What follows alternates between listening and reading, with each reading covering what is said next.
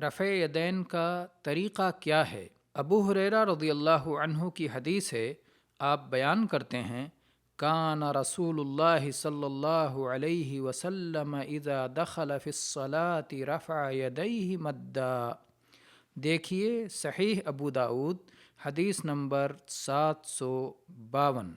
اللہ کے رسول صلی اللہ علیہ وسلم جب صلاۃ شروع فرماتے تو اپنے دونوں ہاتھ لمبا کر کے اوپر اٹھاتے۔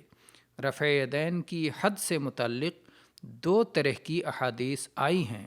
صحیحین میں ہاتھوں کو دونوں کندھوں کے مقابل رکھنے کا ذکر ہے، دیکھیے صحیح بخاری حدیث نمبر 735 اور صحیح مسلم حدیث نمبر 390۔ صحیح مسلم کی ایک حدیث میں دونوں کانوں کے کناروں تک ہاتھ اٹھانے کا بھی ذکر ملتا ہے، دیکھیے صحیح مسلم حدیث نمبر 391۔